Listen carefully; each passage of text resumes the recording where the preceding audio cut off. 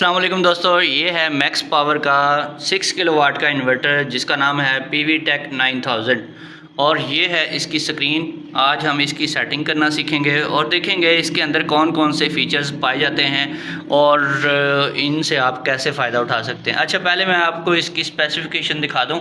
बहुत से लोग यहाँ से धोखा खा जाते हैं, वो कहते हैं जी ये ऑफ ग्रिड सोलर इन्वर्टर इसके ऊपर लिखा हुआ है, ये ग्रिड लेता नहीं है, ग्रिड के साथ काम नहीं करता, बगैर ग्रिड के चलता है और अगर नेट मीटिंग करवाएं तो नेट मीटिंग नहीं करता। इस तरह के शकूक व शुबहात लोगों के दिलों में पाए जाते हैं, ख़ास तौर पे जब वो इसके ऊपर ऑफ ग्रिड इन्वर्टर लिखा हुआ देखते हैं। तो ऐसा कुछ भी नहीं है, मैं आपको दिखाता हूँ कि ये कैसे नेट मीटिंग करता है, ग्रिड के साथ कैसे चलता है। बिल्कुल एक मुकम्मल हाइब्रिड इन्वर्टर है ये। और इसकी स्पेसिफिकेशन में देखें तो 6000 वाट इसकी पावर है और 26 एम्पेयर का जो है आउटपुट इसका लोड कैपेसिटी है और 40 वोल्ट से 60 वोल्ट तक इसकी जो बैटरी कैपेसिटी है और 48 वोल्ट की नॉर्मली बैटरी लगाई जाती है, लेकिन आप इसके साथ 60 वोल्ट तक की कोई भी बैटरी लगा सकते हैं, ठीक है। और वोल्टेज रेंज जो एसी है इसकी इनपुट वो 90 वोल्ट से लेकर 280 वोल्ट है और बेहतरीन रेंज है। और मैं आपको दिखाता हूँ इसकी सेटिंग के अंदर जाके कि ये रेंज कैसे काम करती है। इसको कम ज़्यादा भी इसमें करवा सकते हैं। और 9000 वाट इसकी सोलर की पावर है, 120 एम्पेयर का इसके अंदर जो है चार्जर है मैक्सिमम एसी, और इसमें 500 वोल्ट की मैक्सिमम आप स्ट्रिंग लगा सकते हैं और 27 एम्पेयर तक आप सोलर पैनल लगा सकते हैं। और फिर इसमें जी 60 वोल्ट टू 450 वोल्ट इसकी ऑपरेटिंग रेंज है, यानी कि कम से कम अगर आप 2 पैनल भी लगाएं तो उस पर भी ये स्टार्ट हो जाएगा और 450 वोल्ट तक आप इसकी इनपुट कर सकते हैं सोलर की। और 120 एम्पेयर का इसके अंदर पीवी से जो ऑपरेट करता है वो चार्जर मौजूद है। ये कैसे पता चलता है ये चीज़ें कहाँ से? इसके अलावा इन चीज़ों की जो तस्दीक है आप सेटिंग के अंदर से भी करवा सकते हैं। ये देखें जी, ये इसकी स्क्रीन है और बेहतरीन किस्म का एक डिस्प्ले है। और ये इन्वर्टर जो है इसकी प्राइस भी मैं आपको इसी वीडियो में बता देता हूँ। ये मैंने आज की डेट में 1,22,000 का लिया है और एक बेहतरीन इन्वर्टर है। वैसे मार्केट में इसकी जो प्राइस है 1,30,35,000 के राउंड अबाउट चल रही है। और यहाँ पर इसकी सेटिंग में अगर जाएँ तो सबसे पहले आपके पास ये बुक होनी चाहिए, ये इसके साथ मिलती है। जब भी आपने इन्वर्टर परचेज़ करना है तो ये बुक इसके साथ मिलेगी। इसके ऊपर भी ऑफ ग्रिड लिखा हुआ है, लेकिन मैं आपको फिर बता देता हूँ ये इसके साथ ग्रिड अटैच्ड है और ग्रिड से ये ले रहा है। यहाँ पर स्क्रीन भी आप देख सकते हैं, ये एसी इनपुट है, इसकी 243 वोल्ट इस टाइम आ रहे हैं और यहाँ से ये इस टाइम डुअल ऑप्शन पे काम कर रहा है, यानी कि ग्रिड से ले भी रहा है और ग्रिड को दे भी रहा है। इसका मतलब ये है कि ये इन्वर्टर इस टाइम नेट मीटिंग पे लगा हुआ है, ग्रिड फीडिंग कर रहा है और ये सोलर के साथ भी काम कर रहा है, बैटरी भी इसके साथ अटैच है। एक मुकम्मल हाइब्रिड इन्वर्टर की तरह ये काम कर रहा है। यहाँ पे आप देख सकते हैं इसमें नीचे एसी इन की पोर्ट है और साथ है इस आउटपुट वन जो आपका मेन घर का लोड है यहाँ पे आपने लगाना है। इसके बाद आउटपुट 2 यहाँ पे हैवी लोड जो आपने डिस्कनेक्ट करवाना है वो लगाना है। इसके अलावा BMS पोर्ट भी है, इसके साथ बैटरी लगा सकते हैं। बैटरी की मुकम्मल इसके अंदर सेटिंग है और ये IP21 में ऐसा इन्वर्टर है जो BMS को कनेक्ट भी करवाता है, उसकी मुकम्मल कम्युनिकेशन करवाता है। जैसा कि दूसरे कुछ सस्ते इन्वर्टर भी मार्केट में पाए जाते हैं जो नाम नहाद BMS होता है, उनमें वो सही तरीके से काम भी नहीं करता। इसमें ये कम्युनिकेशन पोर्ट भी दी गई है, थोड़ी सी डिफरेंट टाइप की है। और ये वाला इसका पावर बटन है, यहाँ से PV इनपुट है। दोस्तों मैं ये आपको बता दूँ, ये जो मैं रिव्यू बना रहा हूँ ये किसी किस्म का भी स्पॉन्सर्ड नहीं है। ये मैं इसके जो भी इसके फॉल्ट्स हैं, जो इसके अंदर खूबियाँ हैं, जो खामियाँ हैं, सब की सब आपको बताऊंगा। ज़्यादातर जो आप वीडियोस नेट के ऊपर देखते हैं वो लोग पेड प्रमोशन करते हैं, पैसे लेकर कंपनी की मशहूरी कर रहे होते हैं।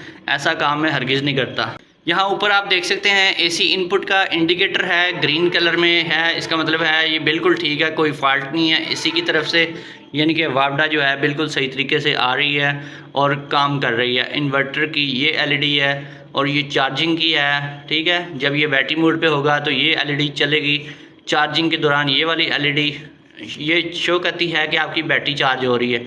और यहाँ से आप अम्पेयर्स भी देख सकते हैं कि कितने एम्पेयर से बैटरी चार्ज हो रही है। अभी बैटरी जो है फुल चार्ज है, इसलिए 0 एम्पेयर ले रही है। और ये फॉल्ट की इंडिकेटर है, रेड इंडिकेटर है ये। जब कोई फॉल्ट आता है तब ये इंडिकेट करती है। और यहाँ पे स्क्रीन पे आपने जाना है, तो यहाँ पे मैं इसकी भी एक्सप्लेनेशन करूँ तो वीडियो लंबी हो जाएगी। नेक्स्ट वीडियो में मैं ये एक्सप्लेनेशन करूँगा। अभी मैं आपको बताता हूँ कि इसकी सेटिंग कैसे करनी है। आपने सेटिंग में एंटर होने के लिए आपने यहाँ पे जो एंटर की है, इसकी ये वाली एंटर की है और ये वाली दूसरी टिक मार्क वाली की है। टिक मार्क वाली की को आपने लॉन्ग प्रेस करके रखना है। लॉन्ग प्रेस करके रखेंगे तो नीचे आप देख सकते हैं ये ब्लिंकिंग करने लगी। यहाँ पे इसकी जो फंक्शंस हैं, तो यहाँ से अप या डाउन आप कर सकते हैं। ये मैंने अप किया तो 61 नंबर पे चला गया।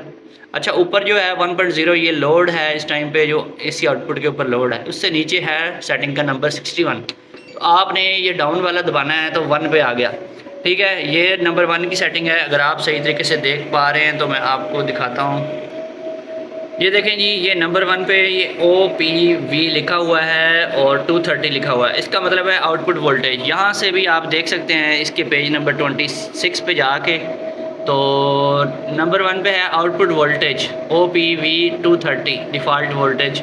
यहाँ से वोल्टेज भी आप कम ज़्यादा कर सकते हैं कि इसकी आउटपुट से आपको कितने वोल्टेज चाहिए, लेकिन 230 एक बेस्ट वैल्यू है, इसलिए इसको आपने चेंज नहीं करना। आपने फिर डाउन वाला बटन दबाना है और आपने 2 नंबर पे जाना है। 2 नंबर पे है OPF आउटपुट फ्रिक्वेंसी।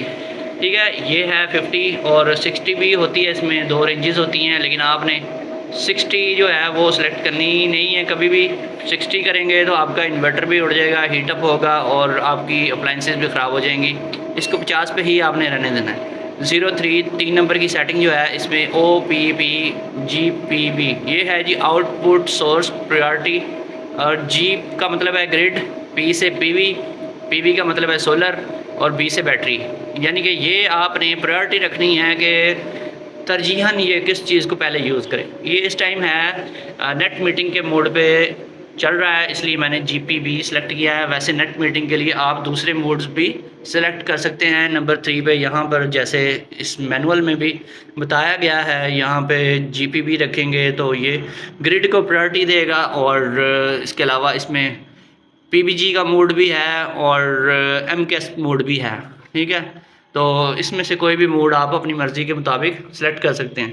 तो इसके बाद G4 पे है। अच्छा, मैं यहाँ पे आपको ये भी बता दूँ, अगर आपने बैटरी वाला मोड बैटरी ज़्यादा यूज़ करनी है तो फिर आप ऐसे करेंगे, इसमें MCAS मोड को सिलेक्ट करें या फिर आप PBB यानी कि PV प्रायोरिटी में हो, बैटरी सेकंड पे हो, ग्रिड थर्ड पे हो। ठीक है, नेट मीटिंग पे आपने कोशिश करनी है GPB ही रखें। और इसके बाद नंबर 4 पे हम आ जाते हैं। तो ये है जी इसकी रेंज। तो आपने UPS पे रखना है इसको या फिर APL पे रखना है। नंबर 4 पे है इनपुट मोड। तो यहाँ पे UPS का मतलब है कि एक लिमिटेड रेंज होती है, और ऐप पे रखेंगे APP पे तो इसमें वाइड रेंज होती है। और इसमें फिर जेन पे रखेंगे तो इसमें जो रेंज है इसी इनपुट पे अगर आपने जनरेटर अप्लाई करना है तो फिर आप इसको जेन पे रखें।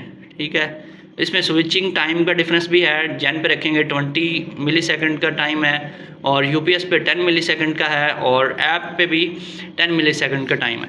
यहाँ से UPS आप रख सकते हैं अगर आप चाहें कि अगर आप कंप्यूटर यूज़र हैं तो UPS रखें ताकि कंप्यूटर आपका रीस्टार्ट ना हो। ठीक है, अगर रीस्टार्ट तब होता है जब अचानक चलते चलते आपकी ग्रिड चली जाती है, ग्रिड बंद होकर दोबारा आती है, तो UPS जो है वो कंप्यूटर को रीस्टार्ट नहीं होने देता। ठीक है, इसमें ये देखें ये UPS है, ये जेन मोड है और फिर इसमें ऐप मोड है। ठीक है, ऐप जो है इसमें वाइड रेंज आ जाती है। अगर आपकी ग्रिड में प्रॉब्लम रहती है वोल्टेज की, फ्रिक्वेंसी की बहुत ज़्यादा प्रॉब्लम रहती है, फिर आपने ऐप मोड को सिलेक्ट कर लेना है और बाय डिफ़ॉल्ट भी ऐप मोड ही होता है। तो इसमें फिर 5 पे आएंगे तो यहाँ पर आप देख सकते हैं CHP लिखा हुआ है, आगे है PNG। 5 नंबर पे देखें तो ये चार्जिंग सोर्स प्रायोरिटी है। ठीक है, चार्जर सोर्स प्रायोरिटी है और यहाँ पे आपने बैटरी अपनी प्रायोरिटी पे किस चीज़ से चार्ज करवानी है। मैंने करवानी जी सोलर एंड ग्रिड से। दोनों से मिलके चार्ज करें। तो मैंने ये मोड सेलेक्ट किया हुआ है। आप दूसरा मोड भी इसमें कोई सिलेक्ट कर सकते हैं ताकि आपका ख़र्चा कम से कम हो। क्योंकि ये नेट मीटिंग पे इन्वर्टर चल रहा है, मैंने इसलिए इसको PVG रखा हुआ है। अदरवाइज़ आप इसको सोलर पे रखें कि सोलर से सिर्फ हो बैटरी चार्ज। और इसमें फिर हम जाते हैं जी नेक्स्ट नंबर पे, 5 के बाद 6 नंबर, 6 और 7। 6 पे है जी ग्रिड चार्जिंग करंट। तो ग्रिड से आपने कितने एम्पेयर से बैटरी चार्ज करवानी है, ये है जी 60 एम्पेयर बाय डिफ़ॉल्ट सेटिंग है। तो इसको अगर चेंज करना है तो टिक मार्क को प्रेस करेंगे तो फिर ये ब्लिंक करने लग गया नंबर। तो यहाँ से अप या डाउन करेंगे तो ये एम्पेयर्स कम ज़्यादा हो रहे हैं। अच्छा, मैक्सिमम इसमें 100 एम्पेयर होगा शायद, देखते हैं 110 और 120 तक जा रहा जी। ये ग्रिड से 2 एम्पेयर से लेकर 120 एम्पेयर तक आप सेट कर सकते हैं। अगर आप चाहते हैं कि चार्जिंग हल्की फुल्की चलती रहे ग्रिड से तो 2 एम्पेयर रख लें। उससे आपकी बैटरियाँ जो हैं थोड़ा बहुत चार्ज होंगी, एक आध यूनिट खर्च होगा पूरी रात में, ज़्यादा खर्चा नहीं होगा आपका। 10 एम्पेयर रखेंगे तो बैटरी जो है आपकी 5 से 6-7 घंटे में फुल हो जाएगी। ये डिपेंड करता है आपने कितने एम्पेयर की बैटरी यूज़ की हुई है। और 20 एम्पेयर एक नॉर्मल वैल्यू है, ठीक है। और अगर आप ज़्यादा ही वैल्यू रखना चाहते हैं ग्रिड से तो 30 रखें। अगर बहुत ज़्यादा लोड शेडिंग होती है तो 30 से 40 एम्पेयर आप रखें, यानी कि 1 घंटा बिजली जाती है, 1 घंटा आती है, तो फिर ज़्यादा वैल्यू रखें। अदरवाइज़ ज़्यादा वैल्यू मैं कभी भी आपको रिकमेंड नहीं करूँगा। आप इसको 20 एम्पेयर रख लें मैक्सिमम, या 30 रख लें, इतना ही काफ़ी है। 20 एम्पेयर भी रखें तो काफ़ी है। तो इसमें फिर 7 पे जाएंगे तो ये है जी इसकी चार्जिंग कैपेसिटी सोलर से ये मैक्सिमम जो है कैपेसिटी इसकी 120 है। कुछ इन्वर्टर्स में 140 और 160 भी होती है। बहुत ज़्यादा हैवी जिनका एम्पीवीटी होता है उनमें ये जो है रेंज बहुत ज़्यादा लेवल तक जाती है। तो इसमें आप खुले दिल से इसकी वैल्यू को सेट करें, इसमें कम वैल्यू ना रखें। 20 से 30 एम्पेयर रखें अगर आप लेड एसिड बैटरियाँ यूज़ कर रहे हैं। अगर आप लिथियम बैटरियाँ भी यूज़ कर रहे हैं तो फिर भी 20 से 30 एम्पेयर इनफ हैं। तो इसको यहाँ पे सेव कर देता हूँ मैं और फिर नेक्स्ट पे हम जाते हैं। तो जी अब 8 नंबर पे है NDF ऑन। ये एक ऐसी सेटिंग है जो हर इन्वर्टर में नहीं पाई जाती। यहाँ पे आप देख सकते हैं मेन्यू डिफ़ॉल्ट, ठीक है। तो ड्यूरिंग सेटिंग की ये सेटिंग है। तो इसका मतलब ये बनता है कि अगर सेटिंग करते करते मैं यहाँ पे सेटिंग कर रहा हूँ, 8 नंबर पे रुका हुआ हूँ, तो ये अगर मैं इधर छोड़ देता हूँ, किसी काम से मसरूफ़ हो जाता हूँ, बटनों को मैं नहीं दबाता, तो 1 मिनट के बाद, अगर ये ऑन रखा हुआ है तो 1 मिनट के बाद इसने डिफ़ॉल्ट स्क्रीन पे चले जाना है। जो इसकी नॉर्मल स्क्रीन है सेटिंग में से इसने निकल जाना है, एग्ज़िट कर जाना है। तो इसको अगर ऑफ़ कर दूंगा तो इधर सेटिंग करते करते जहाँ मैंने रोका है उधर ही ये रुक जाएगा, उधर ही सारा दिन ब्लिंक करता रहेगा जब तक मैं इसको आगे यहाँ से एस्केप नहीं करता, ठीक है। तो ये जी इस चीज़ को नॉमिनेट करता है। 9 पे आप आएंगे तो ये नेक्स्ट सेटिंग आ जाएगी, अगर आपको सही तरीके से नज़र आए, क्योंकि लाइट यहाँ पे काफ़ी तेज़ है तो मैं कोशिश करता हूँ। 9 पे जी इसमें है जी ऑटो रीस्टार्ट व्हेन, यहाँ पे आप देख सकते हैं auto restart when overload occurs. और 10 पे है auto restart when over temperature occur. इसमें 9 और 10 की जो सेटिंग है ये बाय डिफ़ॉल्ट ऑन ही होती है। तो इसको ऑन रखें अगर आप घर पे नहीं हैं, ताकि आपका इन्वर्टर अगर चलते चलते ओवरलोड या ओवर टेम्परेचर होने की वजह से बंद हो तो ऑटोमेटिकली खुद ब खुद स्टार्ट हो जाए, आपकी बिजली बंद ना हो। अदरवाइज़ आपकी बिजली बंद पड़ी रहेगी, आपको पता भी नहीं लगेगा। अगर आपके पास फॉल्ट बहुत ज़्यादा आते हैं ओवर टेम्परेचर और ओवरलोड के, तो फिर आप इसको ऑफ़ कर दें, ठीक है, ताकि आपका इन्वर्टर जो है उसकी सेफ्टी रहे, वो जल्दी ख़राब ना हो। तो इसके बाद हम आते हैं जी नेक्स्ट सेटिंग जो कि 11 नंबर पे है, main input AC main input cut warning, ठीक है। अगर ये जो है 11 नंबर की सेटिंग, इसका मतलब है ये अलार्म है एक। अगर आपकी अचानक चलते चलते PV यानी सोलर या फिर ग्रिड, दोनों में से कोई एक चीज़ अगर अचानक चलते चलते बंद हो जाती है तो आपका इन्वर्टर जो है लंबी बजर देगा 5 सेकंड की। और अगर ये ऑन रखा हुआ था, अगर इसको ऑफ़ कर देंगे तो बजर नहीं आएगी बिल्कुल भी। तो कोशिश करेंगे इसको आप ऑन ही रखें ताकि आपको पता चलता रहे कि किस टाइम आपकी बिजली जाती है और कब आती है। 12 नंबर पे है जी PUS ऑफ। तो इसका मतलब ये है कि आपने एनर्जी सेविंग मोड अगर लगाया है तो इसको ऑन रखें। इसमें होगा ये कि 25 वाट तक अगर आप लोड चलाएंगे, 25 वाट से कम लोड चलाएंगे तो ये इन्वर्टर जो है आपका बंद हो जाएगा, बिल्कुल पावर सेविंग पे चला जाएगा। और अगर 35 वाट से ज़्यादा लोड चलाएंगे तो ये पावर सेविंग मोड से निकल आएगा ऑटोमेटिकली और ऑन हो जाएगा। अगर आप चाहते हैं बचत हो, इससे बचत कैसे होती है, बहुत थोड़ी सी बचत होती है।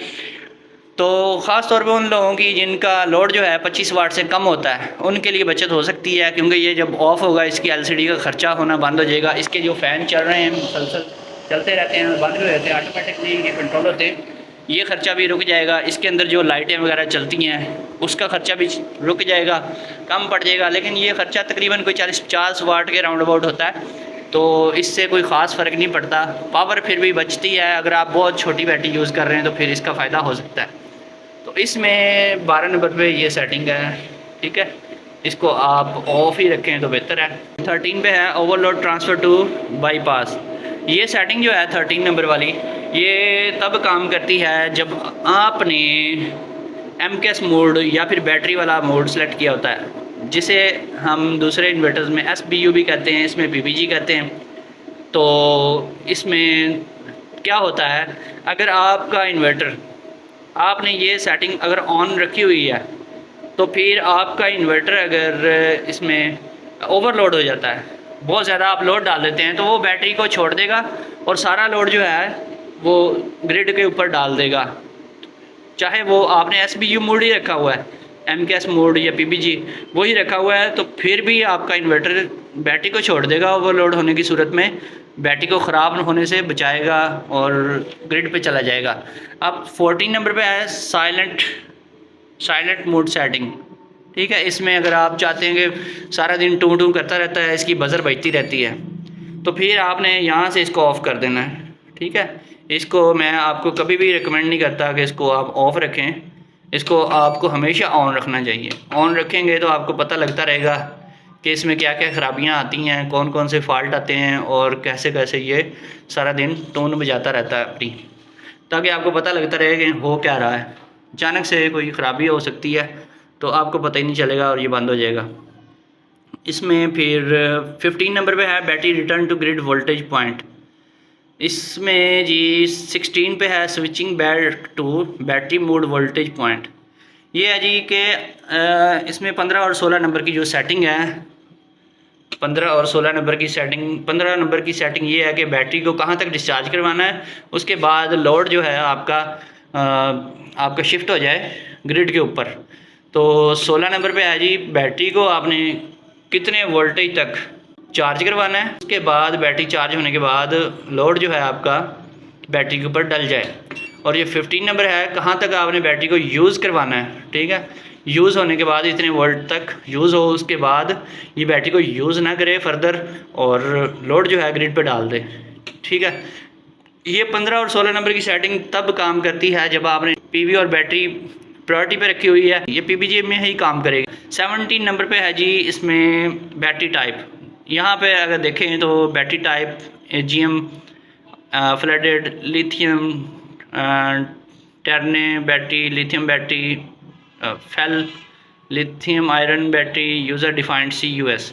तो आप देख सकते हैं यहाँ पे मैंने CUS रखा हुआ है, मैंने इसको ख़ुद डिफ़ाइन करना है, कस्टम यूज़र सेटिंग, ठीक है। कस्टम यूज़र सेटिंग आपने रखनी है तो CUS कर लें 17 पे, तो आप बैटरी के पैरामीटर्स ख़ुद से सेट कर सकेंगे। और लिथियम सेट करनी है तो लिथियम को सेलेक्ट कर लें। 18 नंबर है battery low voltage point 44.0 battery low voltage alarm setting. ये जी बैटरी की अलार्म की सेटिंग है। मैं चाहता हूँ 44 वोल्ट पे जब बैटरी मेरी रह जाए तो अलार्म बजना शुरू हो जाए कि बैटरी लो है जी, लोड हटा लो। तो ये सेटिंग है अलार्म की सिर्फ, ठीक है।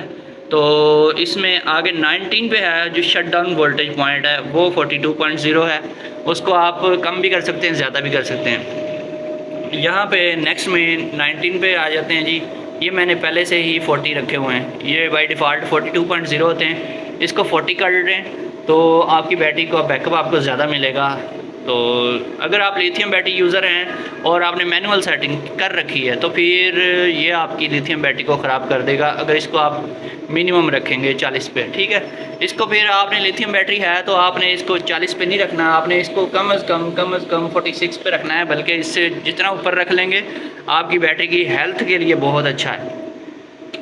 इसके बाद नेक्स्ट में है 20 नंबर। 20 पे है BCU 60.0। ये देखें जी, constant voltage mode voltage point setting. तो ये क्या है जी, ये बैटरी को आपने कौन से कांस्टेंट वोल्टेज से चार्ज करवाना है।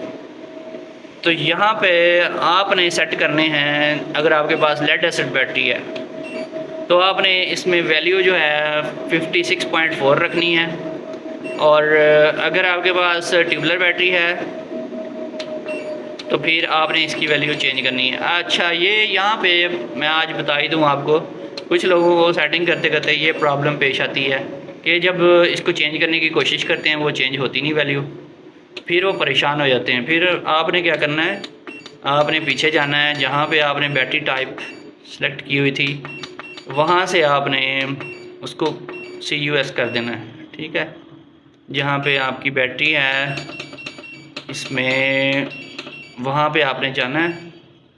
ये देखें 70 नंबर पे बैटरी जो है कस्टम यूज़र रखनी है, तो फिर वो पैरामीटर्स आपके चेंज होंगे। ये GN है, FLD है, और ये लिथियम है, और ये CUS। ये करके आपने सेव करना है, और फिर भी अगर ये काम ना करें तो एग्ज़िट मारना है सेटिंग से, फिर आपने सेटिंग में दोबारा एंटर होना है, और फिर आपने जाना है 20 नंबर पे दोबारा। 20 नंबर पे दोबारा जाएंगे तो फिर आपके सामने आएगा जी वो ये है जी बल्क चार्जिंग वोल्टेज भी इसे कह सकते हैं आप, या फिर बैटरी कांस्टेंट चार्जिंग वोल्टेज भी आप इसको बोल सकते हैं। तो देखें, ये अगर ये सेटिंग चेंज नहीं हो रही फिर भी, ठीक है, आपने CUS रख के रीस्टार्ट भी करवाया है लेकिन फिर भी अगर ये सेटिंग चेंज नहीं हो पा रही, आप ये डाउन करके नहीं हो रही, तो फिर आपने क्या करना है, फिर मैं आपको बताता हूँ। उसकी एक और रीज़न भी होती है। ये 21 पे आप जाएंगे, इसमें एंटर होंगे, और फिर आपने इसको कम करना है। ये क्या जी है, ये क्या चीज़ है, ये है जी बैटरी फ्लोट, यानी कि बैटरी फुल चार्ज होने के बाद, कांस्टेंट वोल्टेज से चार्ज होने के बाद एक ख़ास वोल्टेज से मुसलसल चार्ज होती रहे, वो वोल्टेज आपने यहाँ पे सेट करने हैं। कुछ लोग इसको बहुत ज़्यादा सेट कर लेते हैं, उसकी वजह से भी उनकी बैटरियाँ ख़राब होती हैं। अगर आपकी लेड एसिड बैटरी है, ट्यूबलर बैटरी है, तो फिर आपने इसको 54 पे रखना है। ठीक है, अगर आपने लिथियम बैटरी लगाई हुई है तो फिर आपने इसको ज़्यादा रखना है, अगर ट्यूबलर बैटरी है तो फिर आपने इसको 54 पे रखना है। तो ये इसको दबाए रखेंगे तो तेज़ी से ये खुद ही जाता है पीछे को। ये बहुत अच्छी चीज़ है इस इन्वर्टर में। ज़्यादातर कंपनियों में जो इन्वर्टर होते हैं उनमें बटन बार बार प्रेस करना पड़ता है, इसमें ये चीज़ नहीं है।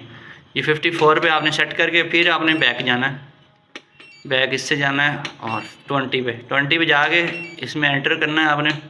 तो ये देखें, ये वैल्यू होगी कम इसकी, ठीक है ना, ये कम हो रही है, तो चेंज भी हो पा रही है। पहले चेंज नहीं हो रही थी, उसकी वजह ये थी कि फ्लोट वोल्टेज को आपने मैक्सिमम किया हुआ था।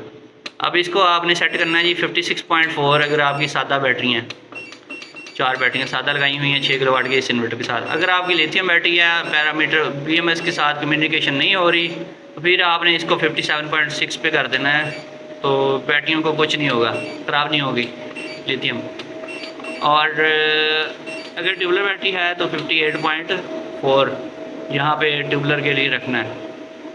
तो ये ट्यूबलर बैटरी की इसकी सेटिंग है। अगर आपकी डीप साइकिल है फिर आपने इसको 57.6 पे रखना है, ठीक है। तो ये करके इसको कर देना है सेव। फिर आपने 21 पे जाना है। ये देखें 54.0 हमने फ्लोट वोल्टेज पहले सेट किए हुए हैं। अगर आप यूज़र मैनुअल में देखें, ठीक है, यहाँ पे इन्होंने दिए हुए हैं जी constant voltage mode voltage point setting, ये बल्क चार्जिंग वोल्टेज है, ठीक है 20 पे, और ये 21 पे है float charging mode voltage point setting, ठीक है। और इसमें है जी 22 पे grid low voltage point setting. अच्छा, इस इन्वर्टर की जो ख़ास बात है 23 पे भी देखें आप, grid high voltage point setting. ये बहुत ही ज़बरदस्त चीज़ है इस इन्वर्टर में। 22 और 23 नंबर की जो सेटिंग है, इसमें आप ग्रिड के वोल्टेज की सेटिंग भी कर सकते हैं। ये हम जाते हैं जी 22 नंबर पे। ये देखें, ये बाय डिफ़ॉल्ट सेटिंग है 154 वोल्ट। तो 154 वोल्ट की मिनिमम जो सेटिंग है वो रखी हुई है कंपनी में इसने। ये बाय डिफ़ॉल्ट सेटिंग है। इसमें आप अगर करना चाहते हैं चेंजिंग, इसमें लिखा हुआ जी अप्लायंस मोड या जन मोड, आपने सेलेक्ट अगर कर लिया है शुरू में, तो फिर आपने इसकी रेंज को जो चेंज करना है वो आप कर सकते हैं। 90 वोल्ट से 154 वोल्ट तक इसकी जो लोएस्ट रेंज है वो आप सेट कर सकते हैं अपनी मर्ज़ी के मुताबिक। अगर आपने इनपुट मोड यूपीएस रखा हुआ है तो grid low voltage point can be set within range of 170 to 200। फिर 170 से 200 वोल्ट तक इसको आप सेट कर सकते हैं और डिफ़ॉल्ट सेटिंग फिर आएगी इसकी 185। आप कोई भी इसमें रख सकते हैं, ठीक है। तो ये बहुत ज़बरदस्त चीज़ है। बाज़ औक़ात ऐसे होता है कि चलते चलते अगर आपकी अचानक बिजली जो है ग्रिड, जैसे कि पाकिस्तान में ग्रिड को तो बीमारी पड़ी रहती है, अक्सर मसला आ जाता है कि वोल्टेज जो है बहुत लो हो जाते हैं, बहुत ज़्यादा लो हो जाते हैं। फिर आप इसको 90 पे करके या 100 पे करके अपना काम चला सकते हैं। सारी रात बाज़ औक़ात फॉल्ट की वजह से बिजली जो है वो 110-120 वोल्ट पे रह जाती है, तो फिर भी आपका ये इन्वर्टर काम करता रहेगा। और ग्रिड हाई वोल्टेज की जो सेटिंग है इसमें वो 23 नंबर पे है, ठीक है। ये नेक्स्ट में जाएंगे, 23 पे है जी 264 वोल्ट लिखा हुआ है LHV। तो ये जी हाईएस्ट वोल्टेज की सेटिंग है। ये भी आप बढ़ा सकते हैं। ये बहुत ज़बरदस्त चीज़ है जो मुझे बहुत पसंद आई है, ख़ास तौर पे उन लोगों के लिए जिन्होंने नेट मीटिंग करवानी है। तो यहाँ से 264 से भी आप ज़्यादा कर सकते हैं। अगर आपने मोड जो है वोल्टेज मोड शुरू में सेट किया हुआ है ऐप पे या जन पे, तो आप इसकी रेंज को 264 से लेकर 280 तक, 264 है ना ये, इससे भी ऊपर 280 तक लेके जा सकते हैं। और डिफ़ॉल्ट सेटिंग जो है 264 कंपनी रख के भेजती है। अगर आपके पास ओवर वोल्टेज का मसला आ रहा है, नेट मीटिंग के दौरान वोल्टेज बढ़ते जाते हैं, अगर आपके जैसे मेरे पहले रात को 230-35 वोल्ट थे, अब 244-45 हो गए हैं, और मज़ीद अगर सोलर का करंट तेज़ हुआ, आजकल जो है सर्दियां हैं और इतनी तेज़ धूप नहीं होती, और नहीं तो गर्मियों में ये वोल्टेज जो है 250, 255, 260 तक चले जाते हैं। तो ये इन्वर्टर जो है इसमें ये चीज़ दी हुई है, ये ट्रिप नहीं करेगा, 264 वोल्ट भी आ जाएं। तो यहाँ से आप 23 नंबर से इसकी हाई वोल्टेज की जो रेंज है वो सेट कर सकते हैं।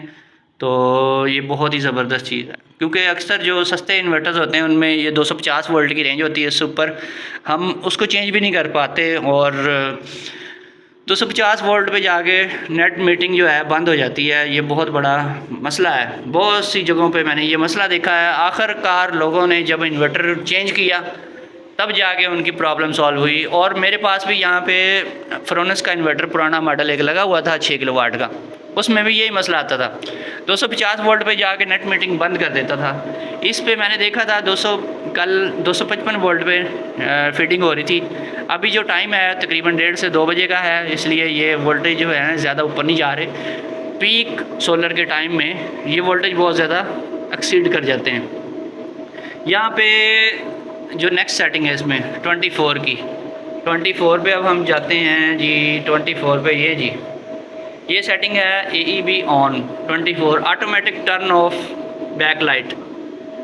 तो ये अगर आपने ऑन रखी हुई है, the backlight will turn off after 1 minute if no button operation. अगर कोई बटन नहीं दबाते तो 1 मिनट के बाद, पूरे 1 मिनट के बाद ये लाइट जो है, ये LCD की लाइट बंद हो जाएगी, अंधेरा हो जाएगा। और ये बहुत ज़बरदस्त चीज़ है एनर्जी सेविंग के लिए, और आपकी LCD भी ख़राब नहीं होगी। अगर ये हमेशा ऑन रखेंगे तो आपकी जो LCD है हर वक्त चल चल के 2-4 साल के बाद ये वीक हो जाएगी, इसकी ब्राइटनेस कम हो जाएगी, इसमें नज़र कुछ नहीं आएगा, इसमें फॉल्ट्स आने शुरू हो जाएंगे तरह तरह के, और आपको हो सकता है इन्वर्टर ही बदलना पड़ जाए।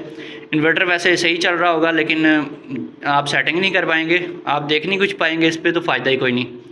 अच्छा जी, ये जो है इसको जो है ऑन रखेंगे तो ये ऑटोमेटिकली 1 मिनट के बाद ऑफ हो जाएगी। इसको ऑन ही रखें, डिफ़ॉल्ट में ये ऑन ही होती है। 25 पे है इन्वर्टर सॉफ्ट स्टार्ट सेटिंग। तो ये बहुत ज़बरदस्त चीज़ है। इसको अगर आप सिंगल मशीन ऑपरेशन के मोड में चलाना चाहते हैं तो फिर तो ये सेटिंग बहुत ज़बरदस्त है। अगर इसको आप ऑन रखेंगे तो inverter output gradually increases from 0 to target voltage, अगर इसको ऑन रखते हैं तो ठीक है। बाय डिफ़ॉल्ट जो कंपनी ने ये भेजी है जी 5 नंबर की जो सेटिंग है ये बाय डिफ़ॉल्ट ऑफ़ रखी हुई है, यानी कि अगर आपने घर में नॉर्मल यूज़ करना है तो इसको ऑफ़ ही रखें। ऑन करेंगे तो आपका एक फ़ायदा हो सकता है और कुछ नुकसान भी हो सकता है। यहाँ पे आपको मैं क्लियर कर दूँ।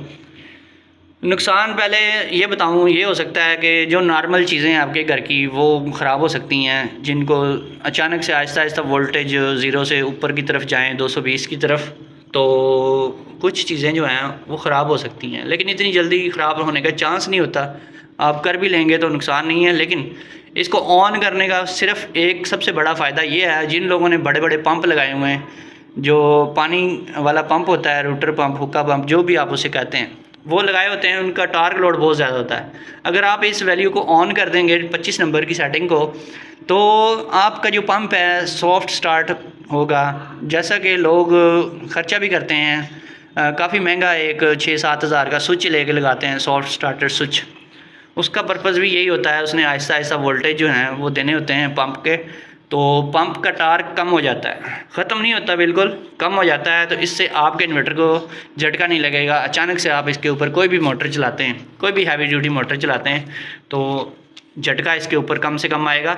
लेकिन इसका फ़ायदा तभी है अगर आप सिर्फ इसको एक मोटर चलाने के लिए यूज़ करें, अदरवाइज़ इससे आपको कोई ख़ास फ़ायदा नहीं होने वाला।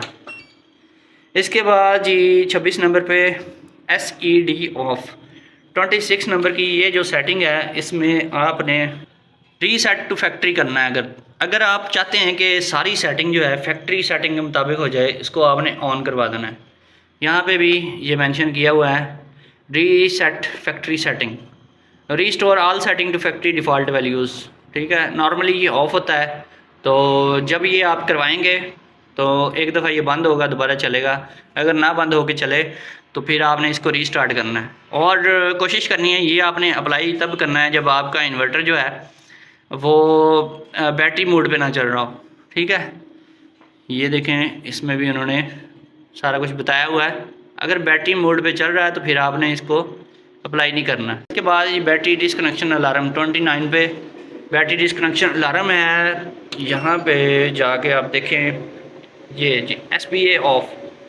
अगर बैटरी आपकी डिसकनेक्ट हो जाती है तो ये अलार्म देना शुरू कर देता है और आप समझते हैं कोई फॉल्ट आ गया है, तो इसको ऑफ़ ही रहने दें तो ठीक है। अगर ऑफ़ कर देंगे तो इसमें ये फ़ायदा हो सकता है, चलते चलते बैटरी का ब्रेकर अगर नीचे गिर जाता है, बैटरी डिसकनेक्ट हो जाती है, तो ये अलार्म बजेगा, आपको पता लग जाएगा बैटरी डिसकनेक्टेड है, तो आप आके ब्रेकर को ऑन कर लेंगे। इससे ज़्यादा इसका कोई ख़ास फ़ायदा नहीं है। उसके बाद इक्वलाइजेशन की सेटिंग, इक्वलाइजेशन वोल्टेज पॉइंट की सेटिंग मोस्ट इंपॉर्टेंट सेटिंग है। बहुत से लोग क्या करते हैं, इक्वलाइजेशन को अनेबल करवा लेते हैं लेकिन उसकी वोल्टेज की सेटिंग नहीं करते।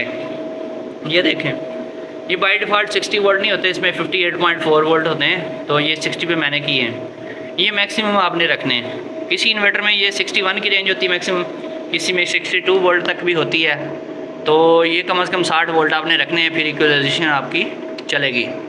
और 32 पे जो है इसका आपने इंटरवल सेट करना है कि कितने मिनट्स तक इक्वलाइजेशन काम करे, और 33 पे आपके मैक्सिमम इक्वलाइजेशन कितने मिनट तक हो।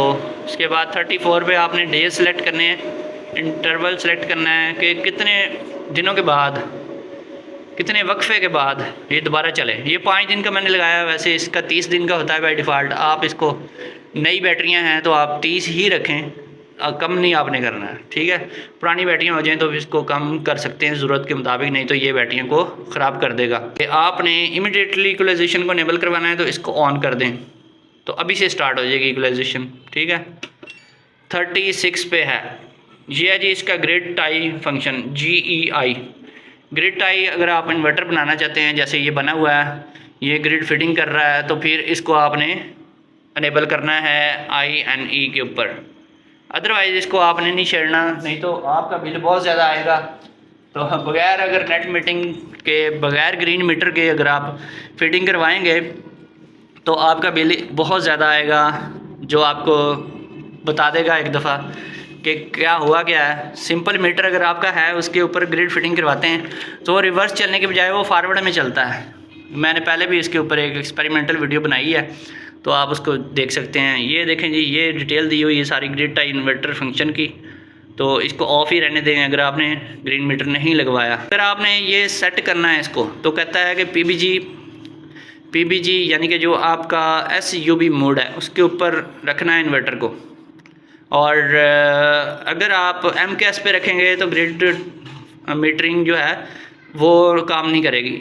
इसके अलावा इसमें इस इन्वर्टर में इसने ये चीज़ भी बताई है कि आप अगर इसको GPB पे रखेंगे, ठीक है, GPB, तो फिर भी ये काम करेगा। PBG पे भी काम करेगा, यानी SUB जिसे आप कहते हैं उस पर भी काम करेगा, SBU पे भी काम करेगा। और ये बहुत ही ज़बरदस्त एक चीज़ है। जितने भी इन्वर्टर्स हैं उनमें SBU पे ग्रिड फिटिंग काम नहीं करती, इसमें करती है काम। SBU यानी कि सोलर बैटरी यानी PBG। ये देखें जी, ये PBG का लिखा हुआ है इसलिए PBG मोड। इसका फ़र्क ये पड़ जाता है सिर्फ कि किसी मोड में ये पहले बैटरी चार्ज करवाता है, बाद में बैटरी फुल होने के बाद जो है बाकी एनर्जी जो है फीड करता है ग्रिड में, और किसी में पहले ग्रिड फीडिंग और बाद में बैटरी चार्जिंग। ठीक है, 37 पे है इसकी किलोवाट की सेटिंग। इसमें किलोवाट की सेटिंग है, ऑप्शन है यहाँ पे आप देख सकते हैं 5.0 है, इसको आप 6.0 कर सकते हैं, कम भी कर सकते हैं। अगर आपका इन्वर्टर कमज़ोर है, आपका इन्वर्टर जल चुका है, ख़राब होकर रिपेयर हो चुका है, या आपका इन्वर्टर जो है ग्रिड फीडिंग बहुत ज़्यादा करता है और ट्रिप हो जाता है, कोई मसला आता है, तो फिर इन किलोवाट को आप कम कर दें, आप इसको 3 किलोवाट कर दें। आपका इन्वर्टर कभी ट्रिप नहीं करेगा, हीट अप नहीं होगा, कोई फॉल्ट नहीं उसमें आएगा। लेकिन आपका अगर नया इन्वर्टर है तो इसको 6.0 यानी 6 किलोवाट पूरी फिटिंग इसकी रखें तो आपको ज़्यादा से ज़्यादा फ़ायदा होगा। 38 पे जो सेटिंग है ये है जी battery dual output low voltage shut down point की सेटिंग 38 नंबर पे। ये 48.0 है, यानी कि 48 वोल्ट पे जब बैटरी आएगी तो आपका जो L2 है ये वाला जी आउटपुट 2, ये वाला, ये आउट 2, ये अगर आपने इधर हैवी लोड AC वगैरह कनेक्ट कर रखा है, AC कनेक्ट कर रखा है, तो जब 48 वोल्ट पे बैटरी आपकी रह जाएगी बिजली जाने के बाद, तो ये आउटपुट 2 पे चलने वाले AC को बंद कर देगा। ठीक है, यहाँ से इसको कम या ज़्यादा भी आप कर सकते हैं अपनी मर्ज़ी के मुताबिक। तो इसमें जी 38 के बाद 39 बैटरी ड्यूल आउटपुट ड्यूरेशन, तो ये एक एक्स्ट्रा टाइमर है, इसकी ज़रूरत नहीं पड़ती। यहाँ से आप वो भी लगा सकते हैं 39 पे, आप टाइम लगा सकते हैं, मैंने ऑफ रखा हुआ है, आप टाइम लगा सकते हैं 39 पे 60 सेकंड लगाएंगे, 60 मिनट लगाएंगे, तो इसका मतलब ये है कि 60 मिनट के बाद अगर वो ड्यूल आउटपुट बैटरी आपकी 48 वोल्ट से ऊपर भी है तो फिर भी 1 घंटा चलने के बाद इसको बंद करवा देगा। ये 5 मिनट से लेकर 900 मिनट तक इसकी सेटिंग है, तो इसके दरमियान में आप कहीं पे भी इसको सेट कर सकते हैं। ये ज़्यादा रखने की ज़रूरत पड़ती है तब जब आप देखते हैं बहुत बड़ी बैटरी है, या फिर आप अपनी मर्ज़ी के मुताबिक इसको बहुत ज़्यादा बैटरी को ड्रेन नहीं करना चाहते बड़ी बैटरी होने के बावजूद, तब इस वैल्यू को यूज़ करते हैं। इसके बाद 40 नंबर पे dual output battery mode cut off SOC। ये 20 जो लिखा हुआ आ रहा है इसका मतलब है परसेंटेज, कि कितने परसेंट पे आपकी बैटरी कितने परसेंट रह जाए तो ये आपका जो लोड है, हैवी लोड है, L2 है, उसको कट ऑफ कर दे। ये 5% से लेकर 90% तक इसकी आप सेटिंग कर सकते हैं। डिफ़ॉल्ट वैल्यू है इसकी 20। तो ये भी एक एक्स्ट्रा टाइमर है आपकी बैटरी की सेफ्टी के लिए, तो इसको आप लगा सकते हैं, लेकिन इसके लगाने की इतनी ज़्यादा ज़रूरत नहीं है। ये ख़ास तौर पे लगाया जाता है लिथियम बैटरी के केस में। अगर लिथियम बैटरी है तो BMS अगर आपने कनेक्ट कर दिया है तो ये सारी सेटिंग्स उसने खुद ब खुद सेट कर लेनी है अपनी मर्ज़ी के मुताबिक। इसके बाद है जी 44 नंबर, ये देखें जी 44 नंबर पे है BNS ऑफ। BMS अगर आपने कम्युनिकेशन करवानी है तो यहाँ से इसको आपने ऑन करवाना है। अगर इसमें कोई फॉल्ट आता है BMS का तो 56 नंबर अलार्म आएगा। तो अभी ये ऑफ़ है, इसमें ये आपको दिखाई देता हूँ, ये सेटिंग है इसमें, ये CYE और GFO, ये है PYL, ये बैटरी टाइप्स हैं, प्रोटोकॉल्स हैं, कौन कौन से प्रोटोकॉल्स इसमें आप लगा सकते हैं BMS के। ठीक है, जिस टाइप की बैटरी है वो वाला आपने प्रोटोकॉल सेलेक्ट करना है। ये भी इसमें डिटेल भी दी हुई है सारी। ठीक है, और जी नेक्स्ट में है जी 45 नंबर पे है BMS ID है। अगर इसको AEO पे रखेंगे तो ऑटोमेटिकली इसने डिटेक्ट कर लेना है आपके BMS को और कनेक्ट हो जाना है, सिंक्रोनाइजेशन हो जानी है। 46 पे है BSU। ये भी आपका अगर BMS कनेक्ट हो जाता है तो ये ऑटोमेटिकली खुद ब खुद ये वैल्यू भी सेट हो जानी है, आपने इसके साथ छेड़छाड़ नहीं करनी। ये है जी लो SOC शटडाउन, कि कितने लो वोल्टेज पे जाके आपकी जो बैटरी है कितने लो वोल्टेज पे हो तो शटडाउन हो जाए। ये परसेंटेज में वैल्यू है 46 नंबर की, ठीक है। तो ये BMS ने खुद खुद सेट कर लेनी है, अदरवाइज़ आप इसको खुद सेट भी कर सकते हैं कि कितने वोल्ट तक बैटरी रह जाए, उसके बाद जो है वो कट ऑफ हो जाए, लोड उसके ऊपर ना आए। ये 47 पे है, ये भी है जी SEB ऑफ। 47 पे high SOC state of charging, SOC का मतलब है state of charging to battery.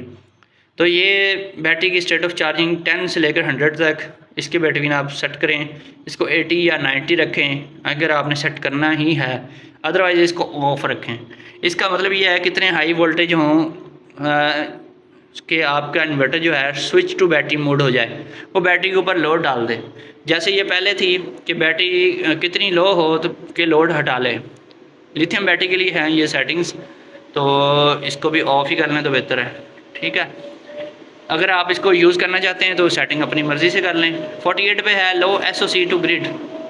ये है जी set the SOC state of charging value for the inverter to switch to grid mode, कि कितनी बैटरी आपकी कितने परसेंट पे हो। 10% से लेकर 90% तक आप सिलेक्ट कर सकते हैं कि कितने परसेंट बैटरी चार्ज होने के बाद आपका जो इन्वर्टर है वो ग्रिड मोड पे स्विच कर जाए, ठीक है, वो ग्रिड पे चला जाए। कितनी बैटरी आपकी रह जाए उसके बाद वो ग्रिड के ऊपर स्विच हो जाए। तो ये वैल्यू भी डिफ़ॉल्ट में ऑफ़ रखी हुई है, इसके साथ भी ज़्यादा छेड़छाड़ करने की आपको ज़रूरत नहीं है। अगर आप इन पेचीदगियों में जाएंगे तो मसला भी आपके लिए बन सकता है, आप अगर आप इन चीज़ों को सही तरीके से नहीं समझेंगे तो, ठीक है। तो ये वही चीज़ है लो SOC टू ग्रिड। इसके बाद है जी 61 नंबर, आखिरी सेटिंग है इसमें है NDC ऑफ। ये जी battery max discharge current, battery को आप कितने मैक्सिमम चार्जिंग करंट से आप उसको यूज़ कर सकते हैं। अगर इसमें आप लिमिट लगा देते हैं, इसमें बाय डिफ़ॉल्ट है ऑफ़। ये एक बहुत ज़बरदस्त चीज़ है, आपकी बैटरी को ये बचाती है, ख़ास तौर पे लिथियम बैटरी यूज़र हैं अगर आप, तो इसमें आप 10 एम्पेयर से लेकर 140 एम्पेयर तक की लिमिट को यूज़ कर सकते हैं। कि अगर फ़र्ज़ करो हम इसमें लगा देते हैं 50 एम्पेयर, यानी कि अगर 50 एम्पेयर से ज़्यादा लोड बैटरी के ऊपर आ जाता है, जो कि आमतौर पे रात को ही आता है जब ना सोलर होता है और ना ही अगर वापडा मौजूद ना हो, तो फिर ये 50 एम्पेयर से ऊपर जैसे ही आप लोड डालेंगे तो आपका इन्वर्टर जो है शट डाउन कर देगा, बैटरी को यूज़ नहीं करेगा, बैटरी आपकी ख़राब होने से महफूज रखेगा। ये बहुत ही ज़बरदस्त चीज़ है अगर आप इसको यूज़ करते हैं। अच्छा, यहाँ पे देखें कि यहाँ से इसके नंबर्स गायब हो गए हैं बैटरी के। बैटरी अब डिस्प्ले में नज़र नहीं आ रही क्योंकि बैटरी जो है काफ़ी ज़्यादा वीक है और इसलिए लो वोल्टेज पे रहती है, इसलिए ये इन्वर्टर इस तरह करता है। जब इस तरह अगर ये करे कभी तो फिर आपने बैटरी को डिस्कनेक्ट करना है। डिस्कनेक्ट करके थोड़ी देर बाद आपने 1-2 मिनट के बाद इसको दोबारा ऑन करवाना है। अगर जल्दी ऑन करवाएंगे तो यहाँ पे नंबर्स नहीं आएंगे, अगर नहीं आते तो फिर आपने इन्वर्टर को इधर से रीस्टार्ट करना है। रीस्टार्ट करेंगे, बंद करके चलाएँगे तो ये बैटरी को पिक कर लेगा, यहाँ बैटरी आ जाएगी। तो नेक्स्ट में मज़ीद मैं इस इन्वर्टर के बारे में कुछ आपको बताऊंगा। तो वीडियो काफ़ी लंबी हो गई है लेकिन बहुत ही डिटेल मैंने आपको बताई है। इस तरीके से आप सेटिंग करेंगे तो आप सारी सेटिंग को समझ भी जाएंगे और आपको पता भी लग जाएगा और आपको ये भी पता चल जाएगा कि ये मैक्स पावर का ये वाला इन्वर्टर किस कैपेबल है, इसके अंदर क्या खूबियाँ पाई जाती हैं, क्या खामियाँ पाई जाती हैं, आपके लिए ये सूटेबल रहेगा या नहीं रहेगा। ये सारी चीज़ें आप इसको समझने के बाद फिर ही आप इसको परचेज़ करें, आपको फ़ायदा होगा। ओके, फिर अल्लाह हाफिज़।